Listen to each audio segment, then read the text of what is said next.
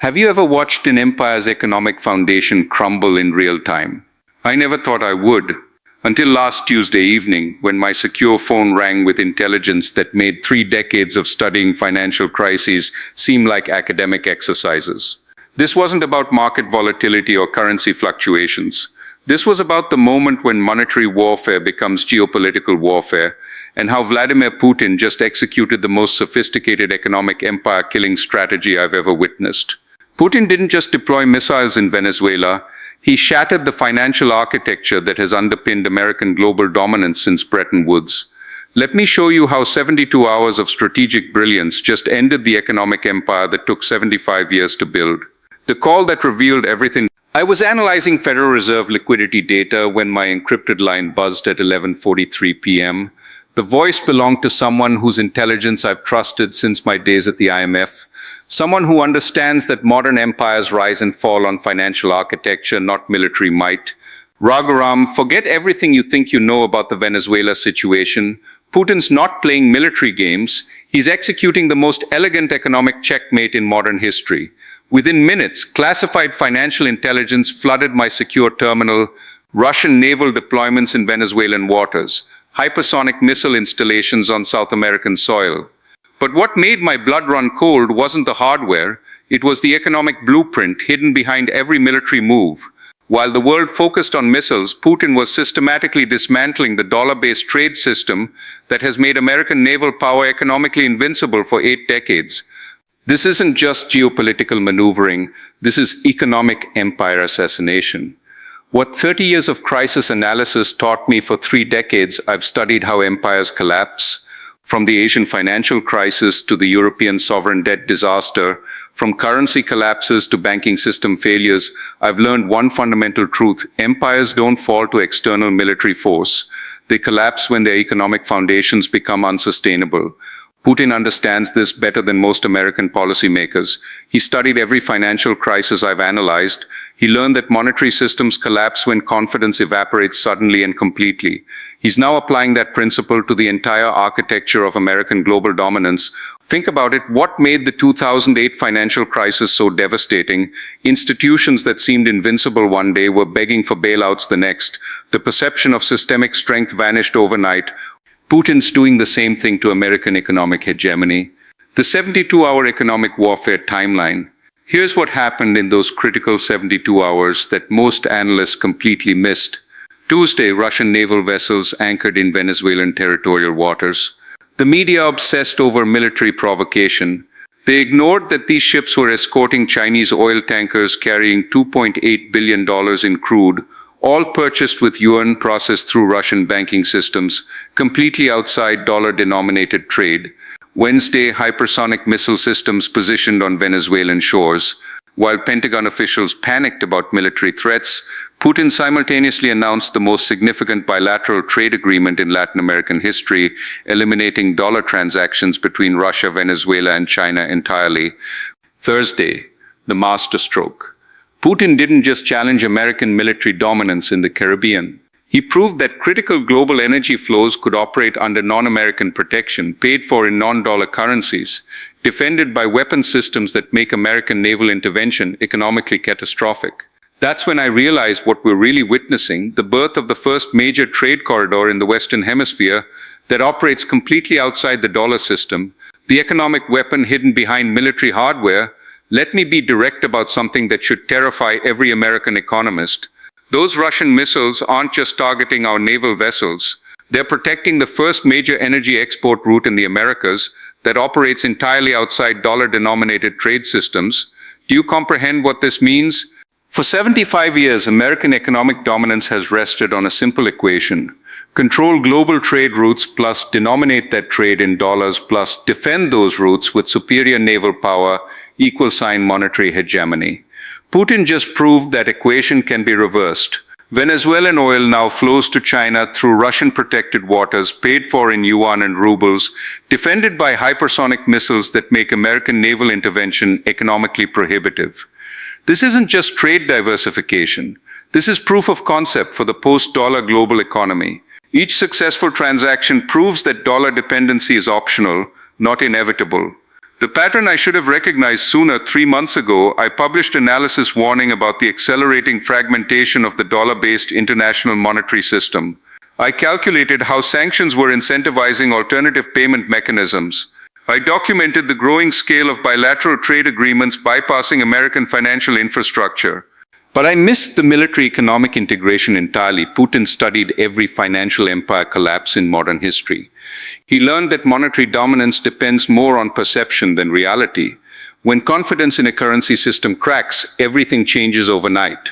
He's applying that insight to American economic hegemony with surgical precision. For 8 decades, global energy markets have operated under an implicit assumption: major commodity flows require American security guarantees and dollar-denominated payment systems. That psychological foundation just shattered. Every energy trader now knows that billion-dollar commodity flows can operate under Russian protection, paid for in alternative currencies, defended by weapon systems specifically designed to neutralize American advantages. The confidence that underpins dollar hegemony is evaporating in real time. The economic earthquake behind military moves. But Venezuela is just the beginning. What keeps me awake at night is the systemic replication potential.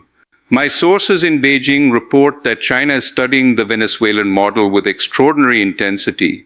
They're calculating how to apply the same template in the South China Sea.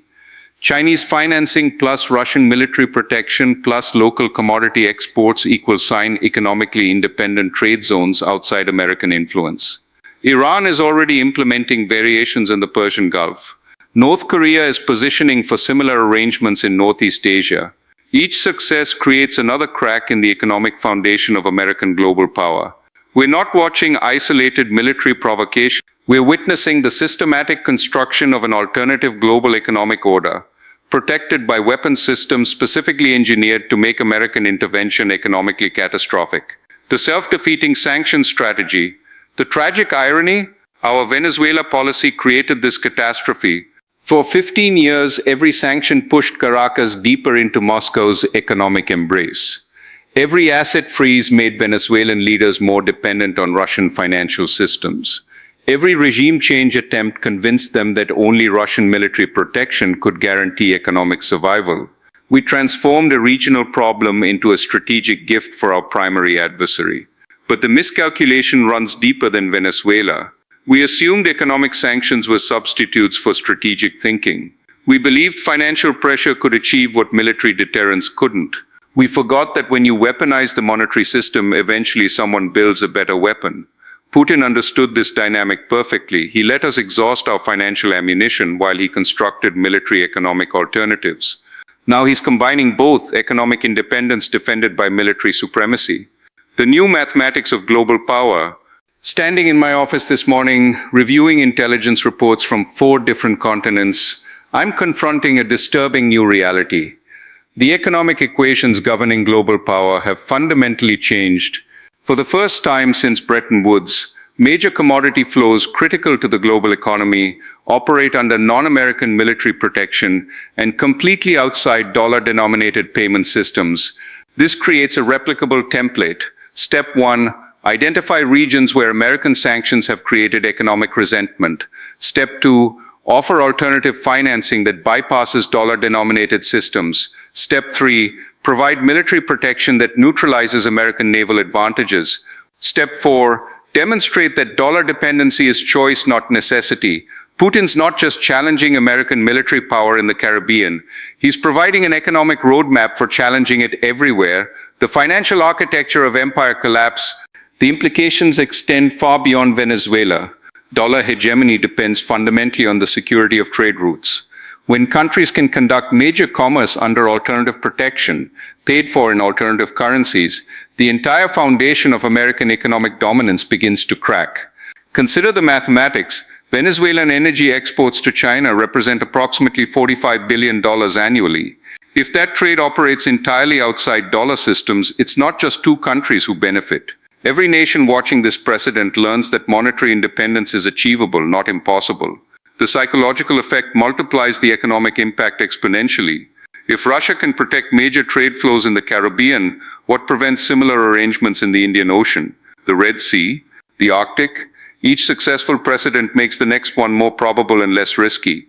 the intelligence that confirmed my worst fears.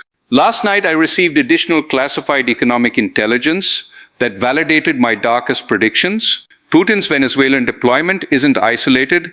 It's component one of a coordinated strategy involving at least 6 other countries. Within the next 8 months, intelligence sources project similar military economic partnerships in Iranian energy exports through the Red Sea, Chinese commodity flows in the South China Sea, North Korean mineral exports to Russia, Arctic shipping routes under Russian protection, African resource flows outside Western financial systems, each designed to demonstrate that major economic activities can operate profitably outside American monetary control, defended by weapon systems that make Western intervention economically prohibitive. We're not facing a single crisis in Venezuela. We're watching the coordinated construction of an alternative global economic order specifically designed to make American financial dominance irrelevant. The moment everything changed 2 hours ago, I watched live intelligence footage of a Chinese energy tanker transiting Venezuelan waters under Russian naval escort. The cargo was worth $220 million, paid entirely in yuan, defended by missiles capable of sinking any American vessel attempting interference. That's when the full economic implications crystallized. We're not just losing control of specific trade routes. We're losing the fundamental assumption that major global commerce requires American monetary systems. Once countries demonstrate they can conduct billions in trade under alternative arrangements, the economic foundation of American empire begins dissolving. This psychological transformation may prove irreversible. When energy executives realize major commodity flows can operate outside dollar systems, when shipping companies learn they can use alternative currencies, when governments discover they can conduct trade without American approval, everything changes. The question haunting economic policy makers in Washington, one question is circulating privately that no one dares answer publicly. If Putin can create dollar-free trade corridors in our own hemisphere, what can't he do elsewhere? The answer emerges more clearly each day. European economists are calculating whether their energy imports remain secure. Asian financial ministers are questioning whether dollar reserves still provide adequate protection. Middle Eastern energy producers are wondering whether yuan-denominated sales might prove more profitable than dollar transactions. The confidence that underpins international monetary relationships is eroding as rapidly as military confidence. Putin's replicable formula, Putin now possesses something unprecedented in modern economic warfare, a proven methodology for neutralizing American financial power while constructing profitable alternatives. That formula will be replicated systematically. The only variables are timing and location. Every country facing American sanctions now has an operational template, align militarily with Russia, financially with China, and create protected economic zones that operate outside Western monetary control. Each successful implementation makes the next one more attractive and less risky. We're not watching the end of American economic power. We're watching the systematic construction of competitive alternatives that make American economic dominance optional rather than essential. The lesson from financial crisis history: for 30 years, I've studied how monetary systems collapse. They never fail gradually. They appear stable until confidence evaporates suddenly and completely. Then everything changes overnight. Putin grasps this dynamic intuitively. He's applying financial crisis methodology to American economic hegemony, systematically undermine confidence in dollar necessity, demonstrate profitable alternatives, then watch as psychological foundations collapse faster than policy responses. The Venezuelan precedent proves that American economic dominance has the same vulnerability as any financial bubble. It depends more on perception of inevitability than actual inevitability. Once that perception cracks, alternatives become not just possible but preferable.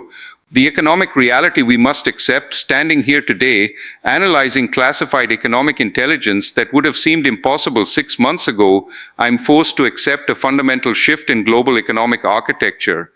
The era of unquestioned dollar hegemony is ending.